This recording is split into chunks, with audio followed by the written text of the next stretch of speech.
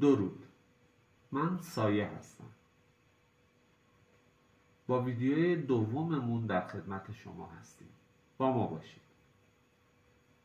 صحبتمون به اونجا رسیده بود که گفتیم باید ببینیم هر عقیده یا مرام یا مکتبی که ما دربارش صحبت میکنیم اصلی ترین و اساسی ترین باورش چیه؟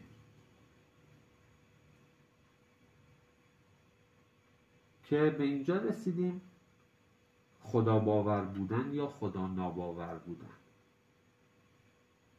الان میخوایم ببینیم تکلیف ما درباره عقایدی که بررسی میکنیم چیه؟ آیا خدا باور هستیم یا خدا ناباور؟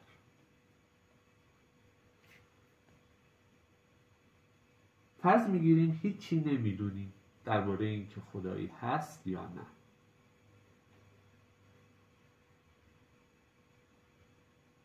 ببینیم چجوری میشه فهمید خداوند وجود داره یا نه.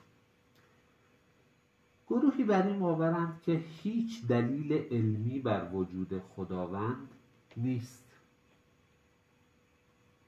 من هم میگم بله نیست و هرگز هم علم نمیتونه جواب این سوال رو بده، چون اصلا علم جواب چیستی و چرایی رو نمیده، علم جواب چگونگی رو به ما میده.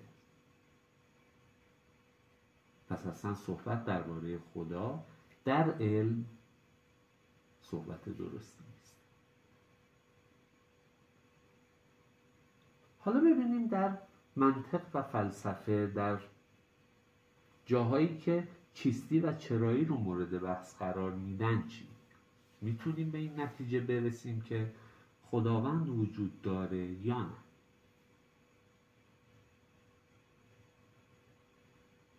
علم کنار گذاشته شد.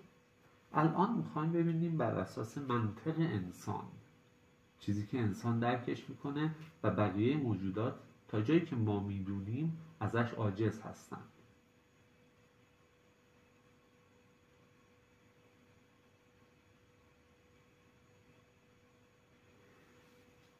آنچه ساخته شده که در عربی بهش صنع گفته میشه، هر صنعی نیاز به صانع داره.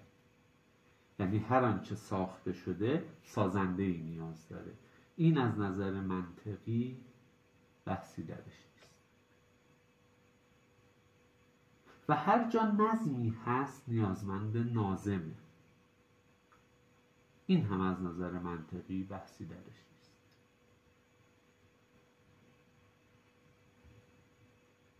پس نیازمنده که سازنده ای داشته باشه. همه این عالم نیازمند اینه که سازنده ای داشته باشه. پس اون باورهایی که میگن خود به خود و شانسی به وجود اومده، یا اون باورهایی که میگن از ابتدا بوده، این عالم بوده و تا ابد هم خواهد بود، ازلی و ابدیه و خالقی نداره، بر اساس اون چه که ما صحبت کردیم نمیتونه صحیح باشه. صحبت ها و دلیل های دیگه هم هست که کمی پیچیده تر از این هستند و فعلا نیازی نمیبینم درباره‌شون صحبت کنیم. اگر نیاز دیدید لطفاً کامنت بگذارید، مطالبی که میدونید رو بگید تا اگر ما دیدیم که واقعاً صحبت درباره بعضی هاشون لازمه بهشون بپردازیم. ممنون میشم ازتون.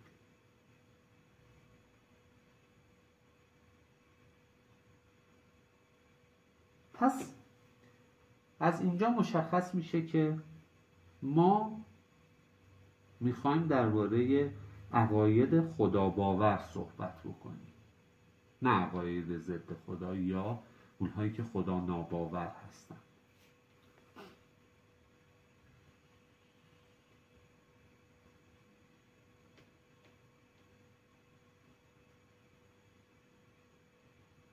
در ویدیوهای بعدی با شما درباره اینکه پله بعدی چی خواهد بود صحبت خواهیم کرد. با ما باشید.